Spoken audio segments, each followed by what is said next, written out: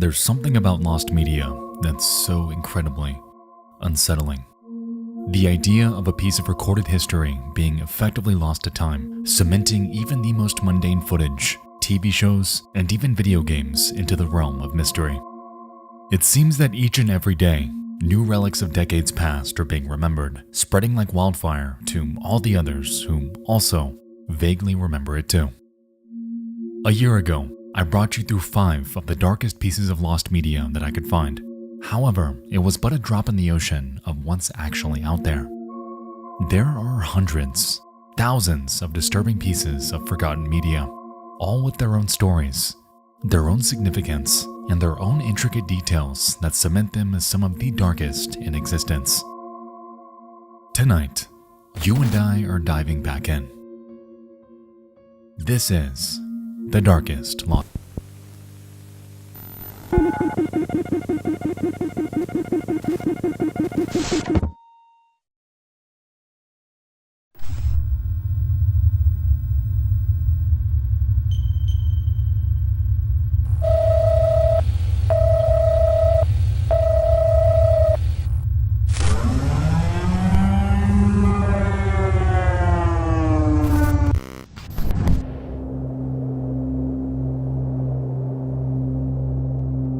It's the 31st of May 2013, and the town of El Reno, Oklahoma is silent. It's a Friday like any other, except for a small problem.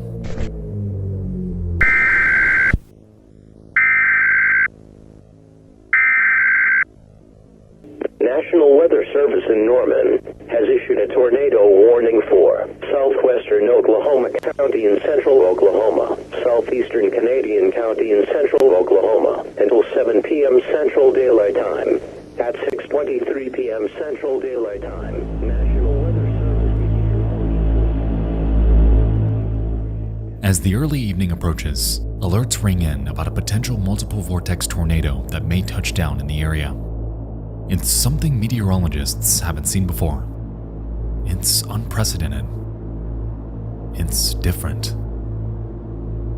At 6:03 p.m., an EF3 monster touches down around 8 miles southeast of El Reno, Oklahoma. Rapidly, it swells in size, becoming more violent by the minute. It mostly remains over open fields, a good thing for the neighboring towns and cities. However, for those with a passion for chasing supercells like this, the outcome was far more disastrous.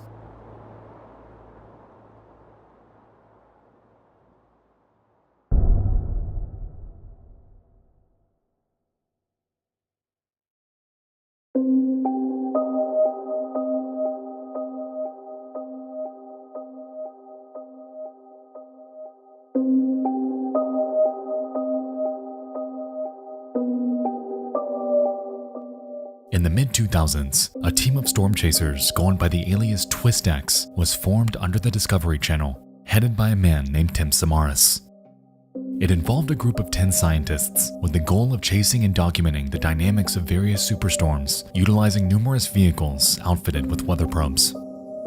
If you're a fan of the show Storm Chasers, then you've likely seen them in action, as they were heavily involved in seasons 3 through 5 around the turn of the decade. On the night of the El Reno tornado, Tim Samaras, along with 2 other members, a videographer named Paul Samaras and a meteorologist named Carl Young, were dispatched in one of the crew's Chevrolet Cobalts with the goal of deploying a weather drone in hopes of capturing atmospheric and seismic data. Ironically, being considered one of the safest storm chasers in the industry, Samaras was up for the task. And so, he and his crew decided to pursue the El Reno tornado, unaware of just how volatile it would soon become.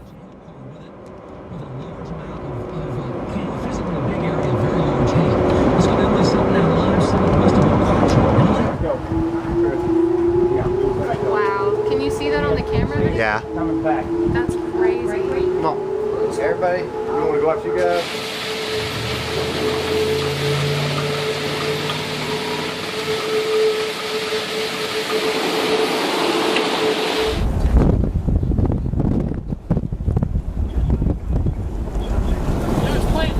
Yeah, it is.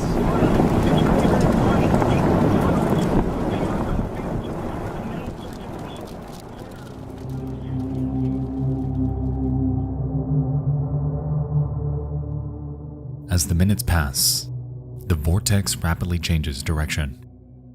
It ramps up speed, and it grows to a size never before seen. At its widest, it attains a diameter of 2.6 miles, cementing it as the single largest tornado by surface area ever recorded. Regardless, the TwistX team approaches it with their plan of deploying that weather drone before getting out of there as fast as possible. They begin their drive towards a highway in hopes of heading south towards its direction. However, to their surprise, the tornado rapidly and unexpectedly turns straight towards them. In the following minutes, they do everything they can to turn around, to get away from this beast of nature. However, before they know it, the storm overtakes them, leaving the three men helpless inside.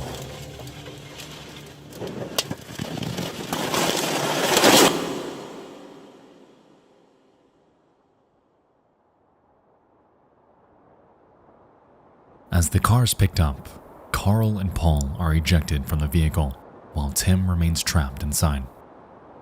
And with nowhere to turn during this entire ordeal, all three of them tragically lose their lives.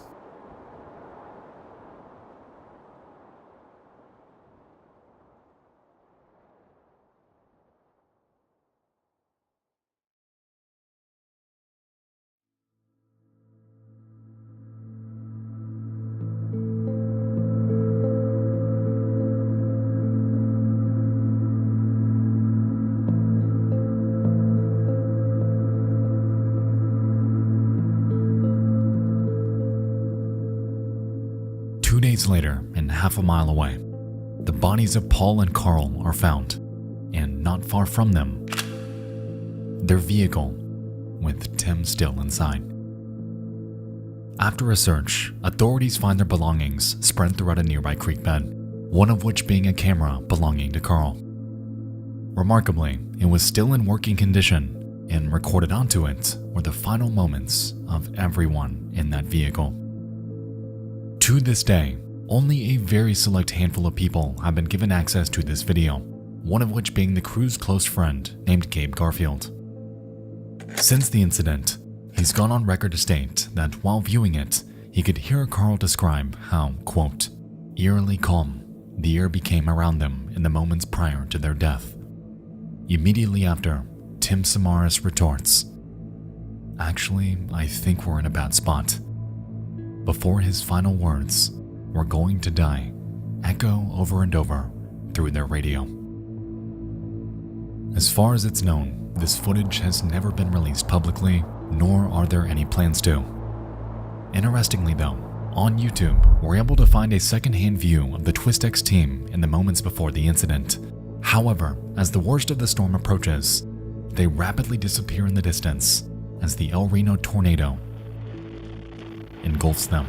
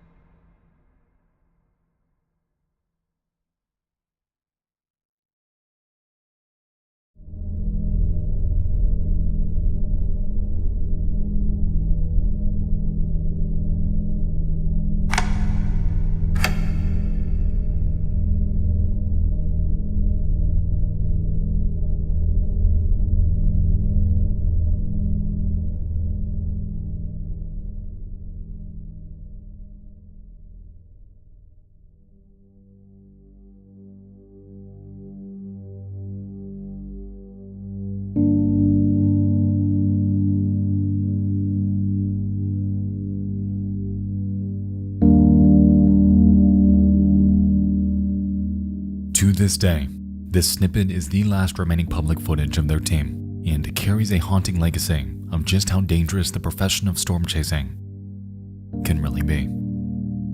The demise of the TwistX team was caused by a phenomenon entirely unexpected. What began as just another day chasing just another storm had devolved into one of the most nightmarish scenarios one could ever find themselves in. And whether or not this footage ever sees the light of day, it's irrefutably tragic that multiple families were broken apart that night by this unstoppable behemoth of nature.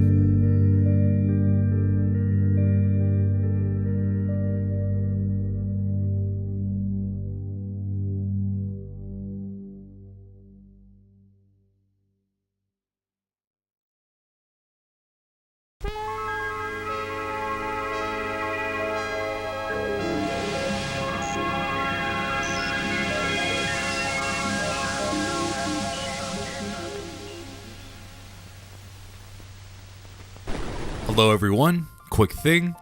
Today's video is actually sponsored by the lovely people over at Incogni. Well, hundreds of thousands of retirees have had their personal information leaked after a massive data breach. American Airlines and Southwest say they've notified more than 8,000 people who applied to become a pilot after a data breach to a third-party vendor. House leaders say the impact of the health data breach impacting members of Congress and their staff could be more extensive than previously known. One of the most important facets of the online experience today is privacy, which ironically seems to be escaping us more and more as companies shave increasingly intrusive bits of information from us. That's why I'd like to thank today's sponsor, Incogni. In the modern day, your online data has become one of the most valuable bits of information out there, and data brokers are circling like vultures to get it. With full names, IPs, emails, and even home addresses being but a fragment of your info out there, removing it from every service alone would take you years? That's why Incogni is such a valuable tool for me, because it takes the busy work out of it and gives me peace of mind knowing that I have a team working behind the scenes to help remove my personal info off the internet. One of my favorite aspects about Incogni is its ease of use. In less than 5 minutes, I'm up and running as it begins to hunt for and request takedowns of my information while I go about my daily life making videos for you guys. It's the peace of mind it offers that makes this service worth it. And to be honest, I think everyone should have Incogni in their corner, fighting for their privacy. Go to incogni.com/Nexpo and use code Nexpo for an exclusive offer of 60% off. That's incogni.com/Nexpo and use code Nexpo, or click the link below to take your personal data off the market. Thank you again to Incogni. Now back to the show.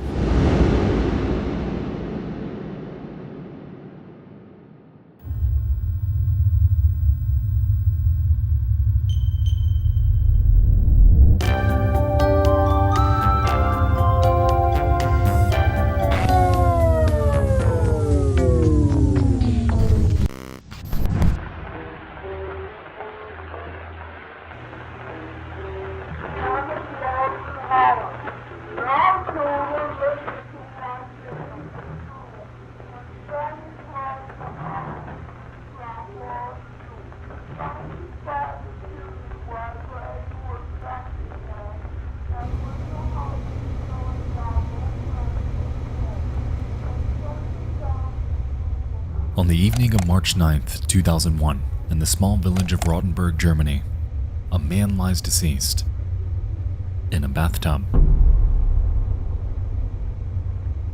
He's been here for 3 hours and is lying in a pool of his own blood. His reproductive organs are gone. His throat is wide open.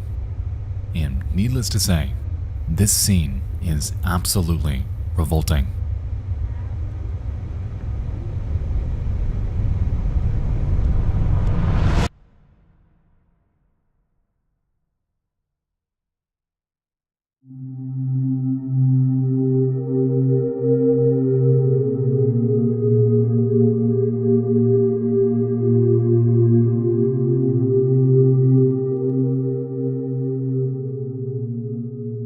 Appealing to some of the most depraved types of people out there were a myriad of websites centering on very specific fetishes and interests, and the one that rose to mainstream prominence during the early 2000s was named none other than Cannibal Cafe. It appealed to, well, cannibals, those who legitimately desired to consume other human beings. And what festered here was a cesspool of pedophilia and vorophilia that went unchecked for years. Of course, the website staunchly claims that everything posted here is all fantasy. But is it really? In early 2001, a man going by nothing more than Frankie makes numerous posts to the Cannibal Cafe. He's searching for what he calls a young slaughter boy and has a peculiar request. I'm searching for a young boy between 18 and 25 years old. If you have a normal body, I'll butcher you and eat your flesh. It was a disturbingly simple, to-the-point inquiry, and this post sat here, floating in the vast ocean that is the internet, for days.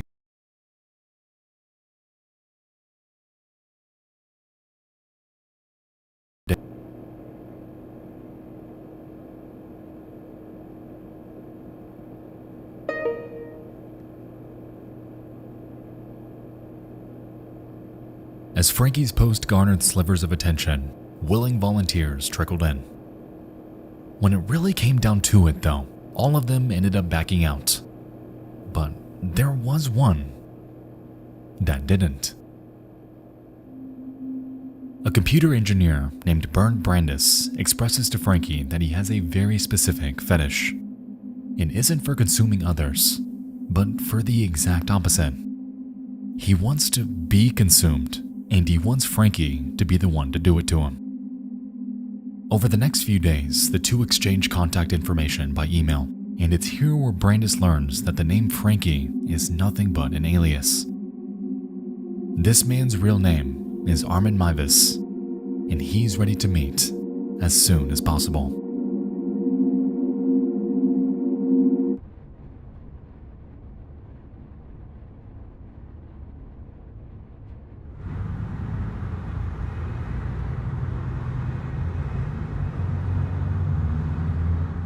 It's the night of March 9th, and Brandis is on his way to Armin's home. It's unclear what exactly is on his mind, and if he even knows what's coming. However, after arriving at his residence, Brandis opens with an interesting request.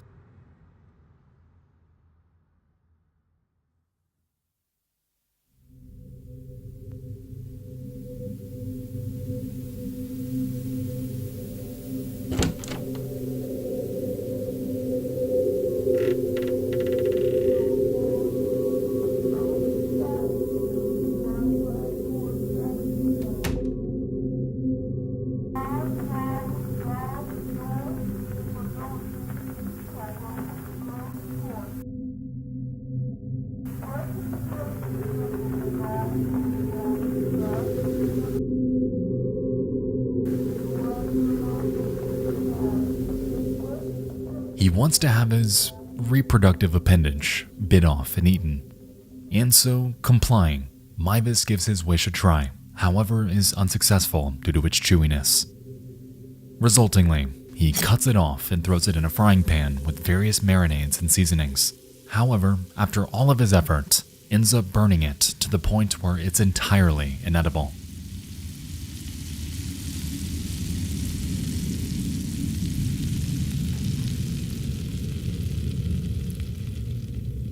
Growing weak and losing blood, Meiwes escorts him to his bathroom, and over the next few minutes, places him inside the tub, feeds him a cocktail of painkillers and alcohol, slits his throat, and kisses him on the forehead as the life of Bernd Brandis fades before his eyes.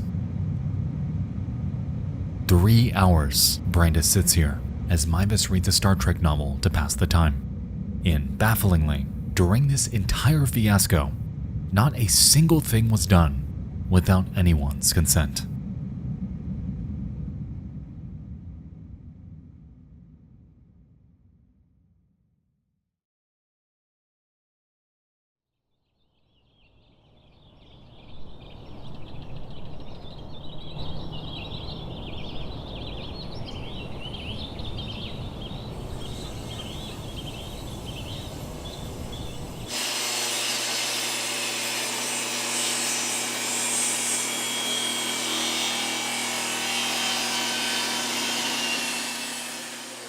Over the next few days, Armin Meiwes dismembers Bernd Brandes, storing his remains in his deep freezer with nothing more than some frozen pizzas and a dead rat. Meanwhile, every single thing he's doing and has done to him is being filmed by a camera he's had on hand the entire time. All of it is documented and all of it immortalized onto one single VHS tape. Over the next 10 months, Armin consumes over 44 pounds of Bernd Brandes' flesh, taking out and cooking his body parts whenever he desired them. With this, he takes to the Cannibal Cafe to boast in explicit detail about his actions. However, it's here where Armin finally finds himself on the receiving end of trouble.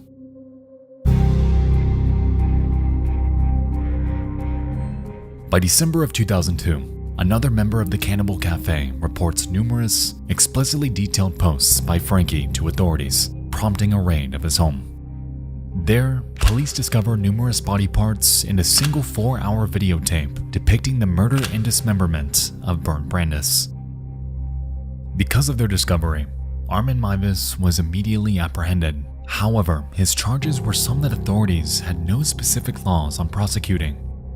Bernd Brandes, throughout this entire ordeal, was willing, which only brought considerable confusion and media attention to this case.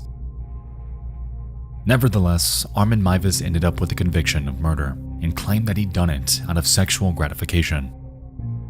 Today, he remains incarcerated in Frankfurt, Germany, and will, for the rest of his life, remain behind bars.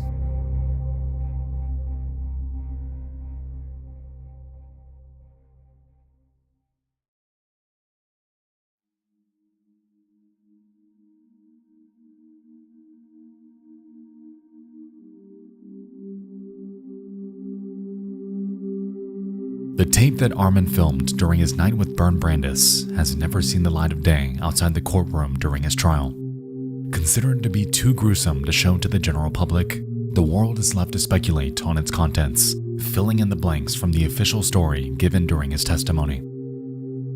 To be honest, I don't quite know how to feel about this entire dilemma, as Bernd Brandes wanted all of this. He wasn't murdered against his will, but he was still murdered. Nevertheless, Armin Meiwes is a depraved man, a man who created a situation that never should have happened, and because of his actions on that fateful night, one of the darkest lost media cases out there, needlessly, was born.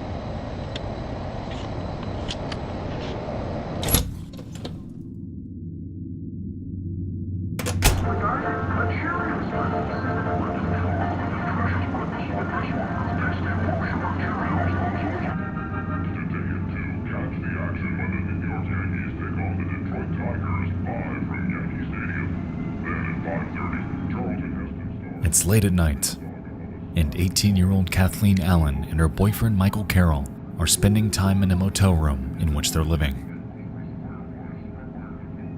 On this day, nothing is awry, and to some could even be considered painstakingly ordinary. At 10 p.m., Michael vaguely claims that he has to go do something and leaves after assuring her that he'd return in the morning. And so, Kathleen goes to bed, and her night comes to an end.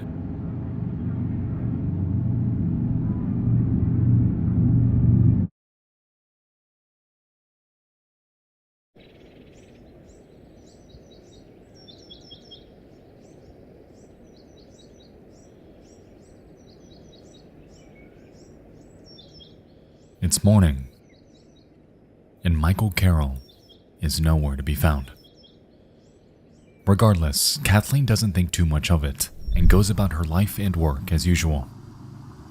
3 days later, while at work, however, she receives a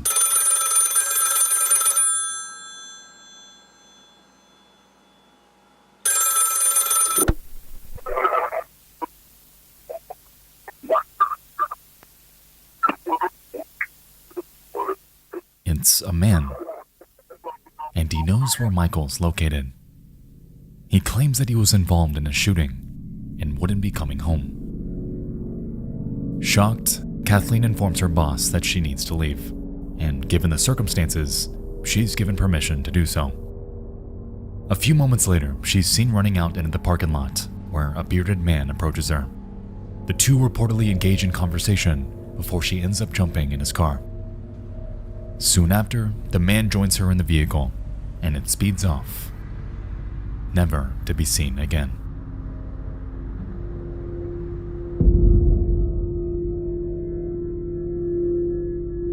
This is the last time that Kathleen Allen was ever seen in public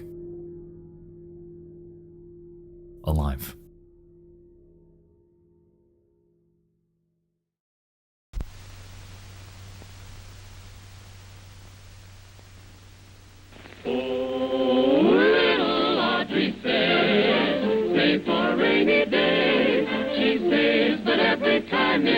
She spends what she puts away.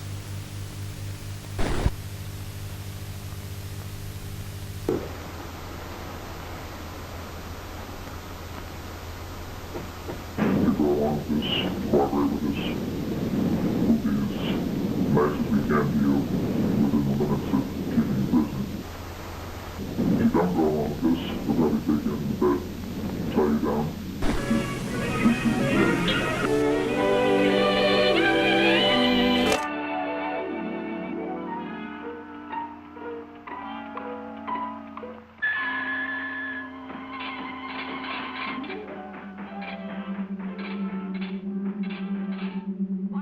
On October 29, 1945, a man named Leonard Lake was born in San Francisco, California. Being regarded a bright kid, his early years were relatively unsuspecting. When he turned 6 years old, however, his parents had separated, to which Lake and his siblings would move in with their grandmother. Bizarrely, Lake began to exhibit disturbing habits. On numerous occasions, he was caught photographing his sister's nude. He'd collect mice and dissolve them in chemicals, and he'd extort his siblings into performing sexual acts, all of which was condoned by his grandmother with not a single shred of effort to put a stop to it. Needless to say, Lake hailed from a broken home, something that only catalyzed his morbid fascinations. However, because they were left unchecked, and often encouraged, Leonard Lake's life would only spiral further and further as time began to overtake him.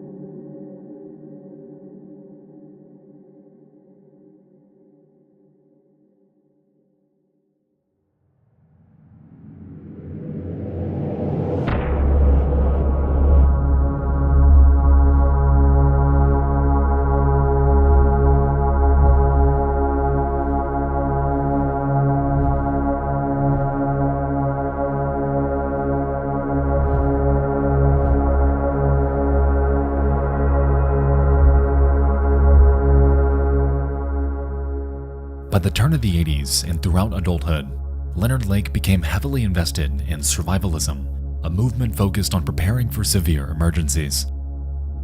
Notably, Lake had an undying fear of a nuclear holocaust, and on numerous occasions attempted to build safety bunkers at his residences, to varying success. In 1981, he put out an advertisement for a survivalist partner in a war game magazine in hopes of meeting someone to live with him for honestly, God knows why.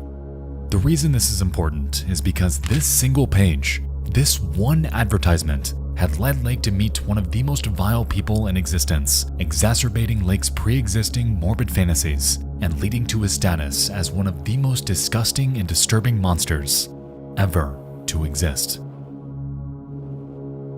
The man's name was Charles Ng, a native of Hong Kong and a convict who was in and out of prison. Almost immediately, The pair hit it off, collaborating in numerous crimes like firearm theft that eventually led to their arrest and a brief stint in prison. After their release, the two settled down in a wooded town named Wilseyville, and it was here where Lake enlisted the help of various residents to build yet another bunker right next to his cabin. Inside, he'd begin stockpiling illegal weapons. However, alongside them was something that didn't exactly belong. It was equipment to record video.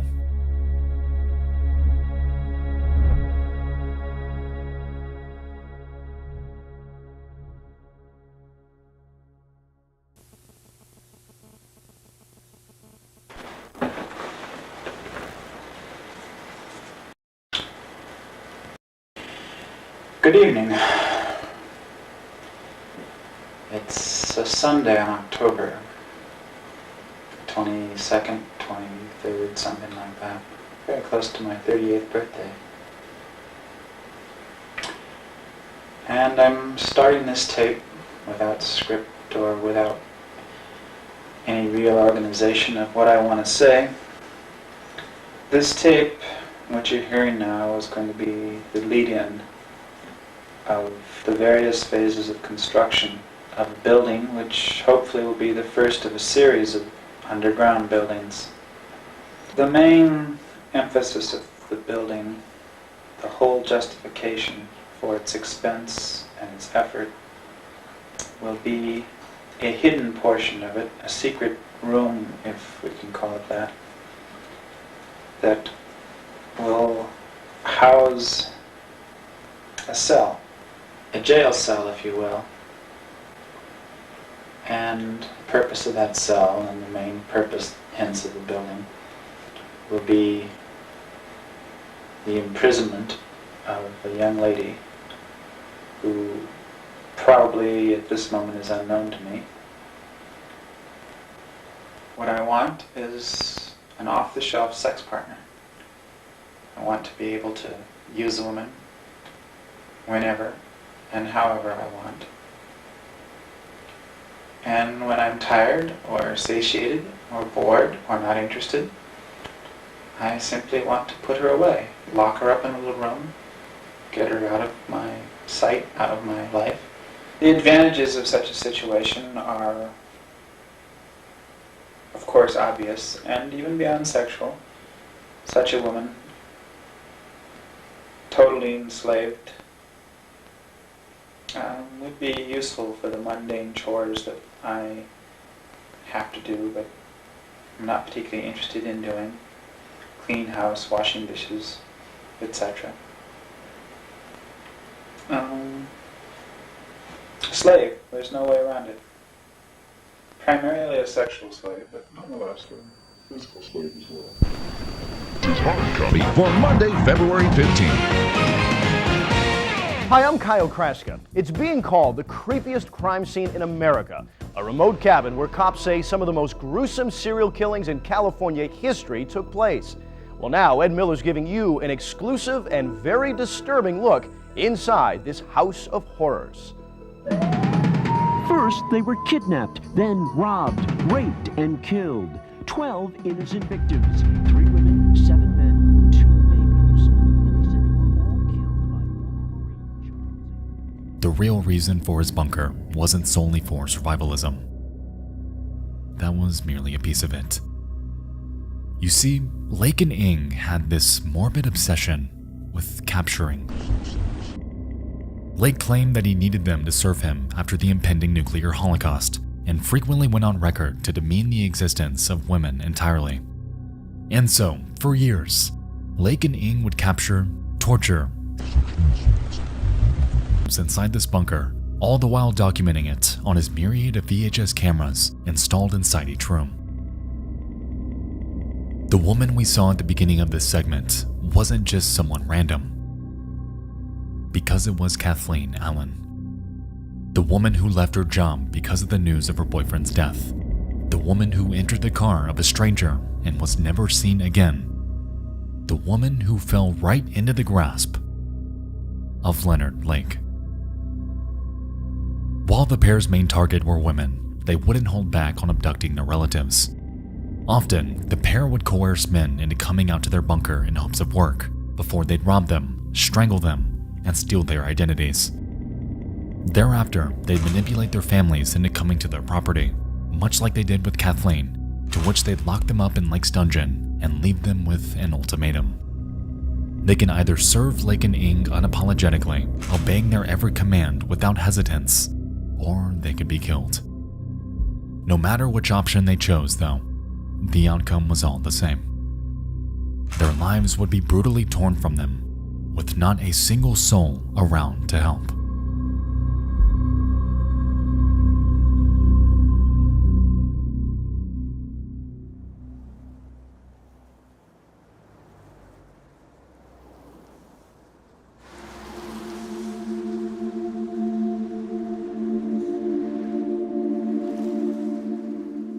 In June of 1985, police were called to a hardware store after Charles Ing was caught trying to shoplift a device.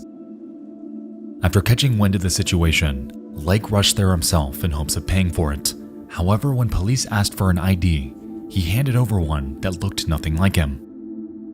It was the license for Robin Stapley, a man who turned up missing just a few weeks prior. Following this, both Ing and Lake were arrested. However, just 4 days later, and while in custody, Leonard Lake would swallow cyanide pills, effectively ending his own life. Upon searching Lake's property, authorities discovered multiple vehicles belonging to their numerous victims, along with a makeshift burial site near their compound. Inside of it, they unearthed 40 pounds of crushed human bone fragments coming from what they believed to be the remains of at least 11 bodies. Inside the bunker, they find a treasure map leading to 2 buckets containing various IDs and personal belongings, and a myriad of VHS tapes depicting the torture and murder of their victims. To say that their discovery was grim is a criminal understatement, as the breadth of their crimes simply cannot be summarized in writing. The scene? Surreal. And the content on those VHS tapes? Indescribably worse. Today, Charles Ing is still alive, serving his life sentence in the San Quentin State Prison. Given his court verdict, being 12 counts of first-degree murder, it's undeniable that this man will never again see the light of day. The crimes that he and Leonard Lake committed are some of the worst in history, and the fact that they videotaped it adds that extra layer of repulsion. To this day, the tapes filmed by Charles Ing and Leonard Lake are sealed away, with no plans to ever be released. However, considering the content presumed to be on them, it's safe to say that some things are better off lost. Indefinitely.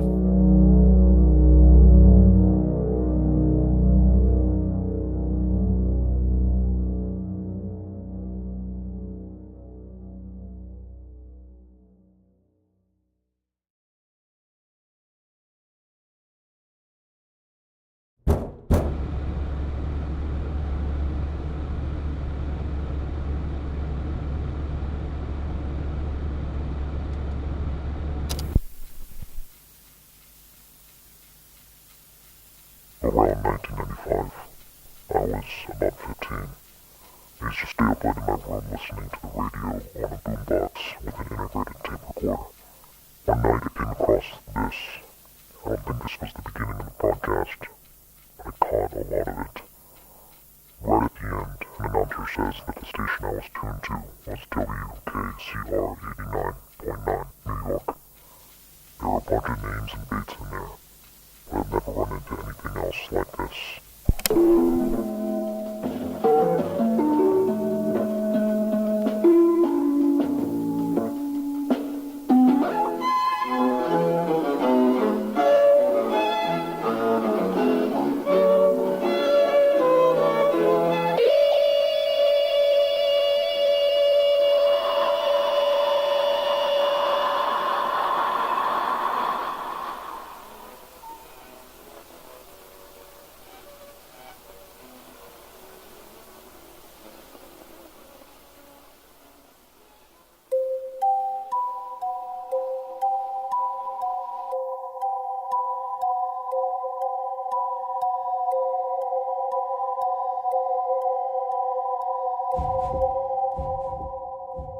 The creepypasta.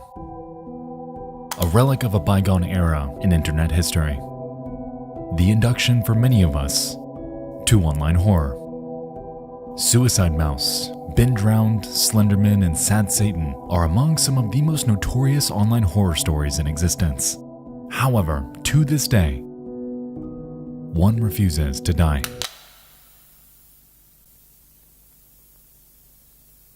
It's called Jeff the Killer, and by this point, he needs no introduction. The story today hasn't exactly aged very well. And to be honest, it kind of sounds like a Joker fanfiction, and it isn't very scary. But that's okay, because it wasn't exactly written for our time.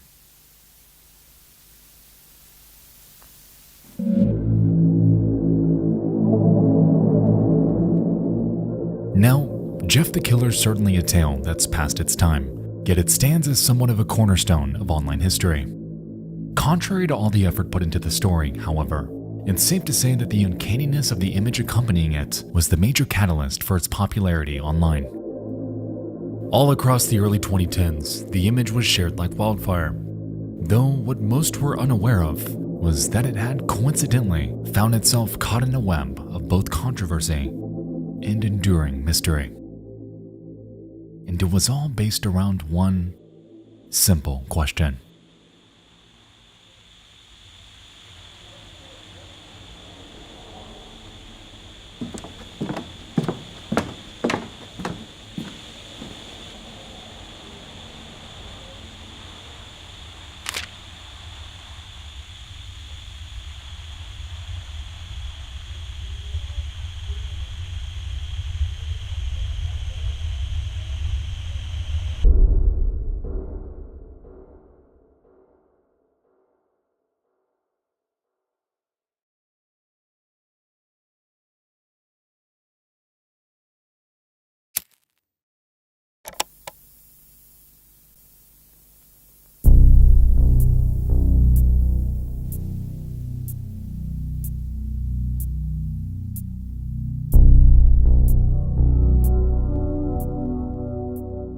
The story as we know it was written by an author on the creepypasta wiki named Vol.2000, in which its earliest known date of publication is November 21st of 2011. Curiously though, an online user going by the persona Sessoir had come forth shortly after its online explosion, claiming that, in reality, they are Jeff's creator. It's a bold claim, yet this should be relatively easy to prove. On October 3rd, 2008, a video was shared to a YouTube channel called Killer Jeff, an alias that Sessoir claims ownership of. The video is more or less a slideshow and drops bits of Jeff the Killer lore over pictures of various characters from his story. Interestingly, this upload was accompanied by a story on Newgrounds, where the same user made a post on August 10th of that same year. The story of old Jeffy. He enjoys horror such as ghost stories or slasher films. Have you ever met him in person? This man is what other people call bizarre. He's like a Bloody Mary game, except you must perform it in the closet, turn off all the lights, and sit down cross-legged while repeating this saying 3 times while turning your head back and forth. He's in here with me. After the saying, close your eyes and call out the name Jeff. He'll appear by putting his face right up to you and proceed to yell and try to chant harm at you. To make him stop is to stand there and compliment him, and not doing so will result in a nightmarish field trip. Okay, so there we have it. Sessoir is the creator of Jeff the Killer, as they bear proof of the earliest rendition of utilizing both his name and image. With this in mind, surely they should have that picture unedited, right?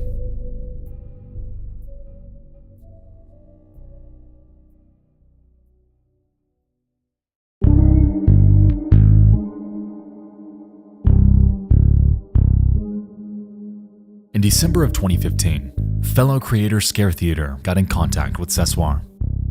He asked them a plethora of questions, like, what inspired you? Why do you call him Jeff? And did you ever expect him to become so well known? All granting thought-provoking insight into the creator of this online behemoth.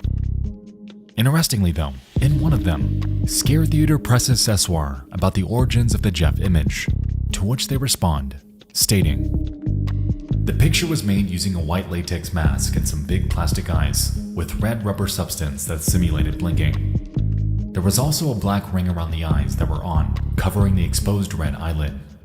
After it was made, 2 or 3 photos were taken and posted, and the rest is history."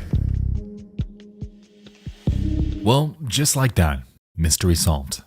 Seswar crafted something that scared millions online, and did it with none other than a latex mask and some fake eyes.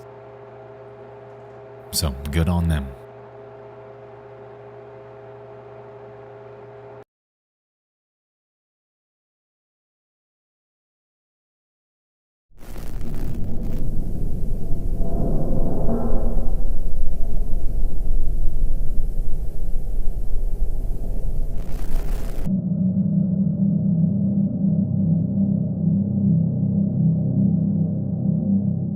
Shortly after Seswar's interview, a video was found on a YouTube channel called Dark Knight. It was uploaded on the 2nd of August 2007 and is titled NNN Special Broadcast. Purportedly, it's based upon a Japanese urban legend surrounding a scrolling list of names at around 3 in the morning, when no one should be watching. The list is said to be accompanied by horrific imagery and bizarre sounds, before, at the very end, it states that these names are tomorrow's sacrifice. It's definitely some Local 58 stuff if I've ever seen it, but that notion isn't the reason we're here tonight. You see, at the very end of this video, Dark Knight sneaks in a small surprise, turning everything we thought we knew about Jeff the Killer on its head.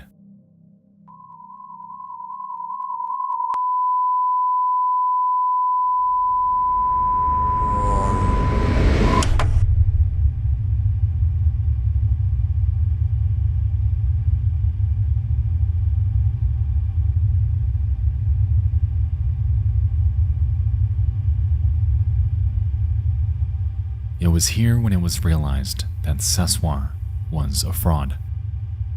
He lied when everyone was taking his word at face value. Not only that, Jeff the Killer's image likely didn't even originate from our side of the world, as evidence from an unsuspecting website began to surface in the coming months.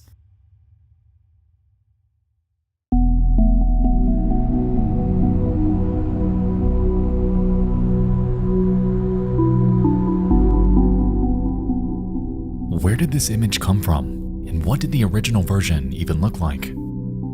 If Jeff the Killer were hidden within this video, unknown to the entire world, just sitting here since 2007, waiting to be found, there was bound to be more about him out there.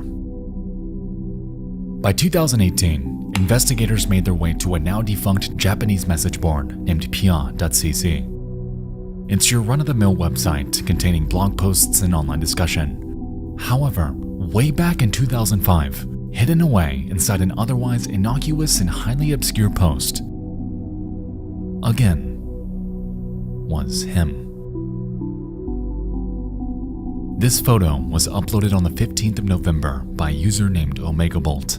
However, to this day, contact with them has been absolutely non-existent. They have seemingly fallen off the face of the earth, effectively becoming just as obscure as Jeff's origin itself. Aside from that though, this discovery was far from a dead end, as once this photo was run through an EXIF data analyzer, it was found that its file name is Pretty Face. Interesting, considering that just a few weeks later, they found him again.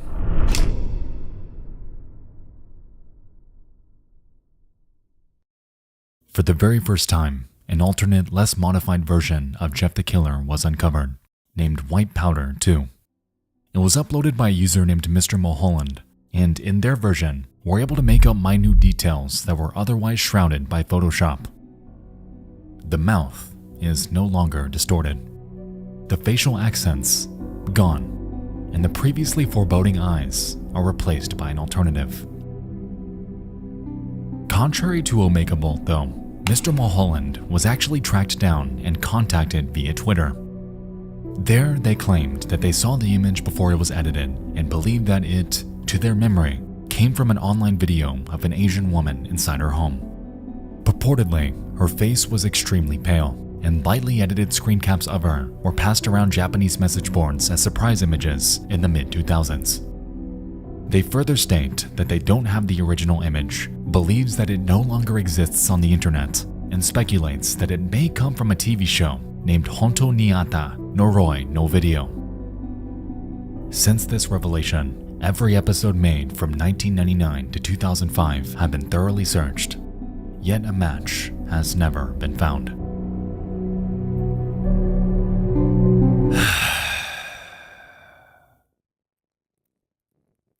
But there is one more, to this day, regarded as the oldest sighting of Jeff the Killer.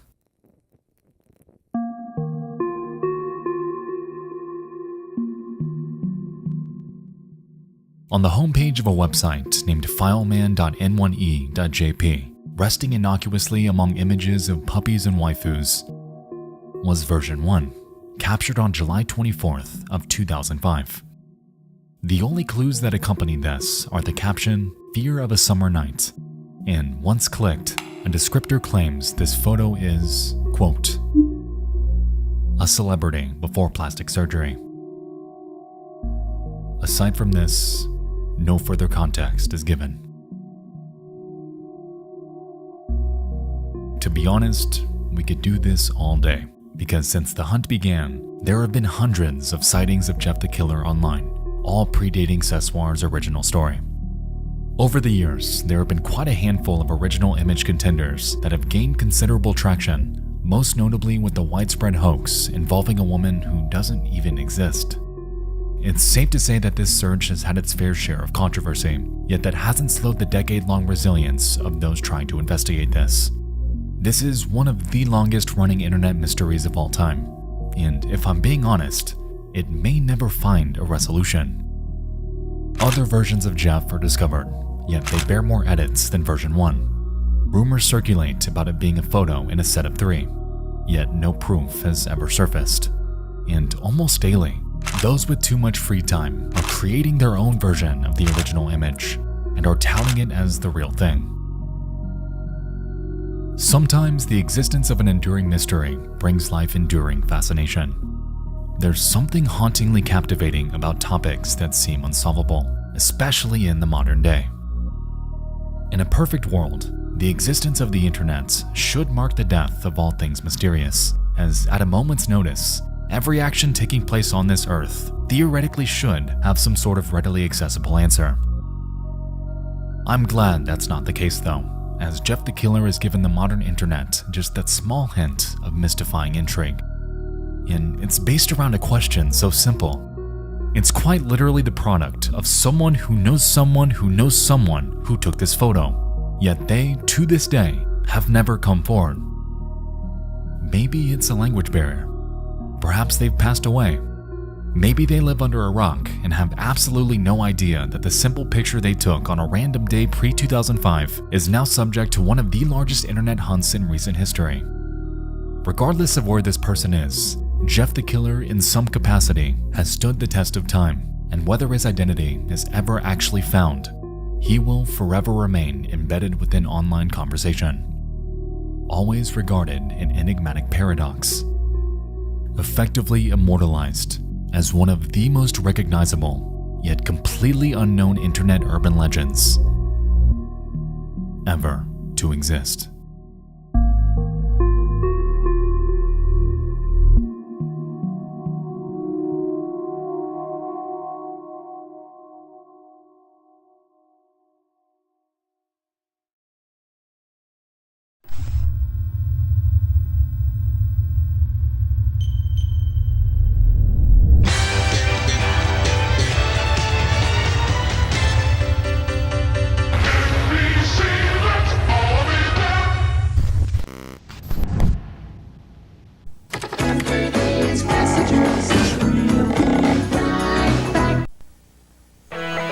know Microsoft, why not use your connections?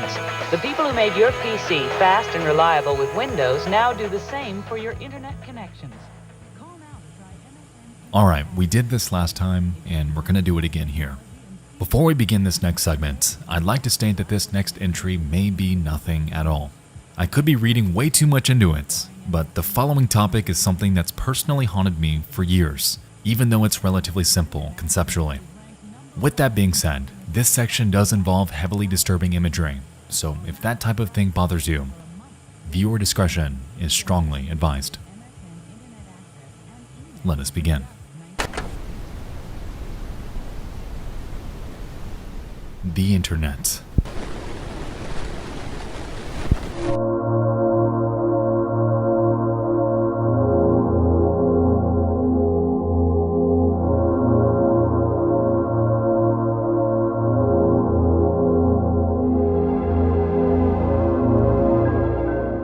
A frontier that found mainstream popularity at the turn of the millennium. A seemingly endless repository of history, culture, and conversation. Throughout the years, the rise of the internet has given the world an outlet for expression, a vehicle for humor, and so a little-known phenomenon known as the meme was born. This is not the best way to eat a cupcake. I just found this out. You take the bottom part, put it on top. You don't get messy. It's so much better.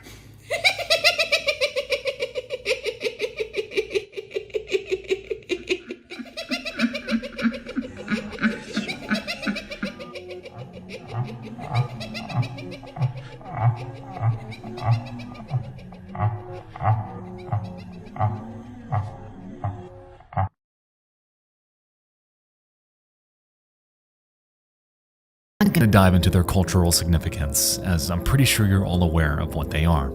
The reason I bring them up tonight, however, is because there's one out there that has stood out to me ever since I first heard about it on Reddit 2.5 years ago. Now, before we continue, I want you to know that I've gone back and forth on covering this topic for years now. I've scripted this out, then scrapped it, then threw it in an iceberg I wrote, then trashed it. I don't quite know where or how this fits on my channel, if you catch my drift. But it is creepy.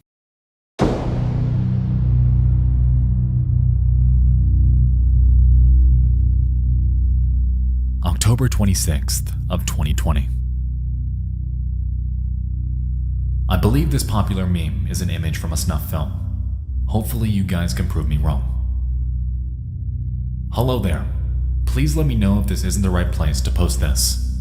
I've seen this meme being posted around for quite a long time, usually with drinking related titles, as if the person lying on the grass is just blacked out drunk. Now, I'll never forget a video I saw on the deep web about 8 years ago that showed 2 Russian guys messing around with the body of a woman, inserting a kitchen knife on her face, and other terribly atrocious things, all while talking and laughing.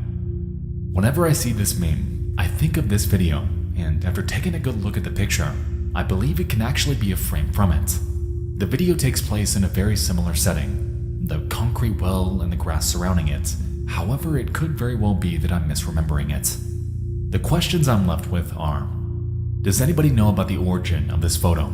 Is there anyone here who's familiar with the clip I've talked about? And if so, could this be from it? I definitely don't remember well enough to be sure whether it's the same or not. I know I could just check it out myself, but I'm committed to never searching for this kind of content again. I hope some of you guys can help with this.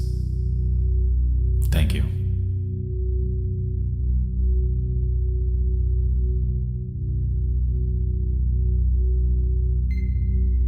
Shout out to the days when you said you were at a sleepover, but you were actually dying in a field from alcohol poisoning.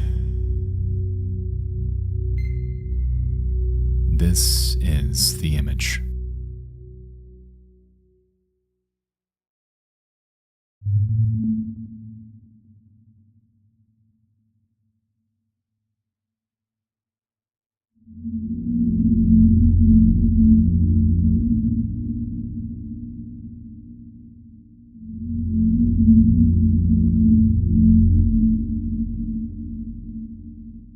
A year ago, I discussed a similar mystery in a segment about Corey Feldman, and within the very same day my video went public, you guys were able to dig up its source. Because of this, I've decided to quit sitting on this one, because this one photo has legitimately bothered me from the first moment I saw it. As we can see, we have what appears to be a person with white hair lying face down in a field of tall grass. They're draped in a large long-sleeve shirt, dark blue jeans, and boots. Their body lies in a fashion that appears limp, and this entire image is engulfed in VHS degradation, implying that it came from some sort of old video. To their left appears to be a concrete pad, and on top of it seems to be some sort of metallic object. Aside from this, there are no further identifying features in this photo. No age range, no location, no reference for height, not even confirmation that this person is alive. At all. Reverse searching this meme brings up a whole lot of nothing, besides the fact that the earliest archived version of it came from a Blogspot post in 2016. It also seemed to be copied from another source, as compression artifacts are present, even on this image from nearly a decade ago. Reverse searching the photo itself gives us more of the same. However, upon pivoting to Yandex, I did discover an interesting trend.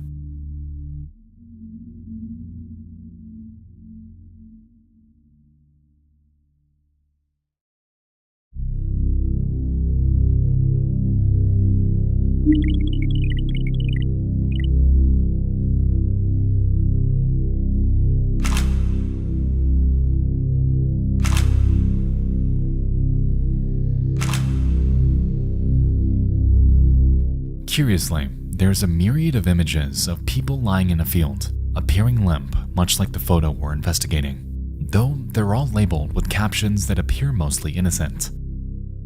Russian youth having fun. This guy's tired of the sun. Hero risks his life to save a dog, what have you.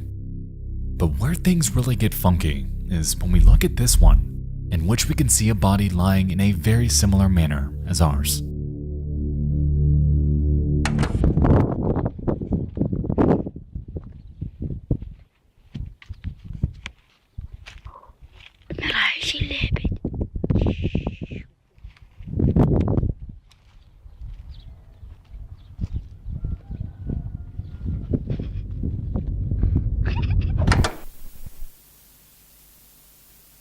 There's no further context to this video aside from its title, which translates to Dying Swan, and there are no other relevant videos on their channel. Now, the reason I bring this up is because, out of context, this image looks just as haunting as ours. However, it appears to be nothing more than a screen grab from an old, obscure prank. I'm not saying that this image is something just as lighthearted. However, the possibility's there. So where is this image from? And what's its context? How did this end up in a meme throughout the mid-2010s? And who created it? These are the questions that have bothered me for nearly 3 years now. And this is where I need your help to figure this out. Who is the woman in the field?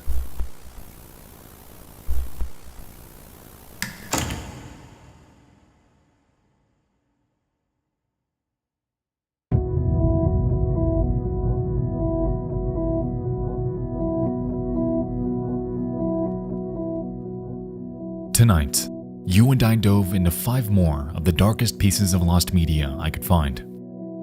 As we can see, there's no shortage of obscure, disturbing content like this, and I hope you all enjoyed this trip down the dark side of the internet as much as I enjoyed making it. If you have any suggestions for future entries for this series, feel free to submit them at dtfaisubmissions@gmail.com. Thank you guys so much for watching. I'll see you in the next one. I love you all. And good night.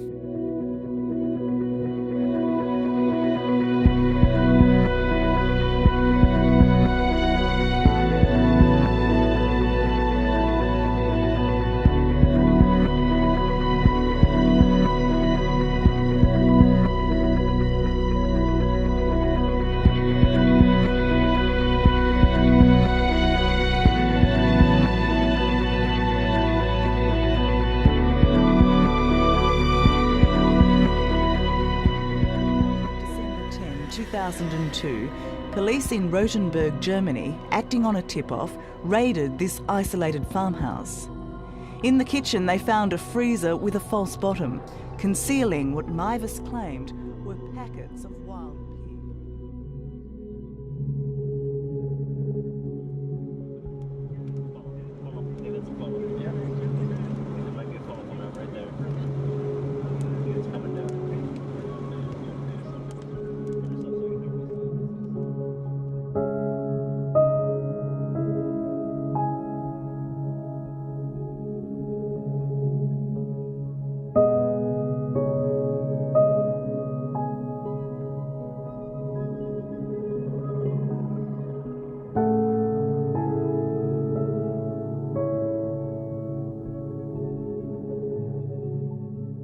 Victims were brought here, about 100 miles east of San Francisco, but more than 1 million miles away from any kind of safety, to a cabin so remote, no matter how loud you screamed, no one could possibly hear.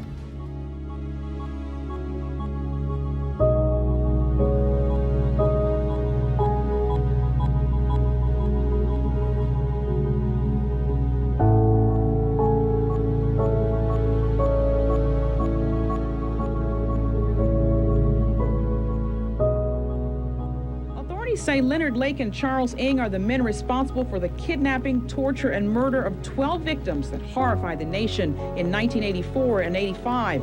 Investigators called this a state